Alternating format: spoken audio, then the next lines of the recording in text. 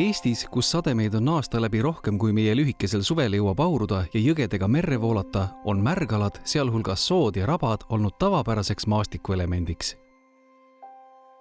Eesti inimese suhtumine soodesse on läbi ajaloo muutunud.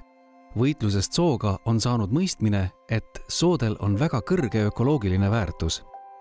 Kuna sood on Eesti territooriumi kõige vanemad looduskooslused, siis just siin on saanud kujuneda liigid, mis on meie elustikule ainuomased. Eesti soodest leiab 11 Euroopas haruldaseks jäänud elupaigatüüpi ja neis pesitseb palju ohustatud linnuliike. Elurikkuse kaitse ja maastike mitmekesisuse tagamise kõrval on looduslikud sood olulised veel ka vee puhastajate ja puhta vee säilitajatena. Ning just puutumata rabad on tänapäeval paigaks, kust linnainimene läheb lisaks murakatele jõhvikatele otsima ilu, vaikust ja hingerahu. Jändrike rabamendide ja maaliliste laugastega rabamaastik on üheks enim kasutatavaks Eesti visiitkaardiks laias maailmas. Vähem mõistetakse turvast moodustavate soode rolli seoses kliimamuutustega.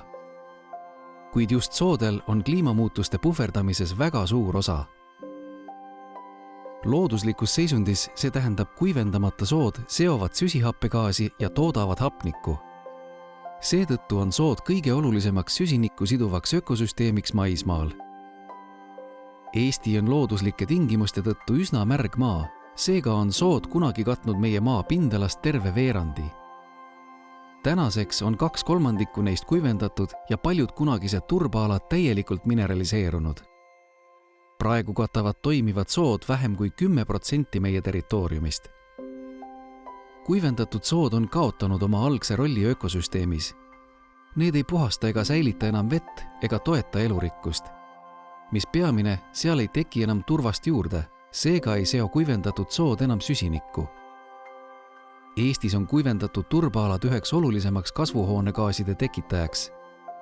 Kuid paljude soode puhul on võimalik taastamistegevusega nende seisundit parandada, et turvas seal uuesti moodustuma hakkaks. Eesti suurim looduskaitsetööde tegija on RMK.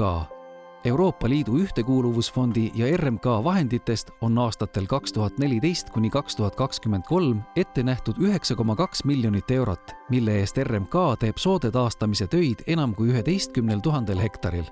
Samuti on märgalade elurikkuse nimel ellu viidud mitmeid LIFE-projekte.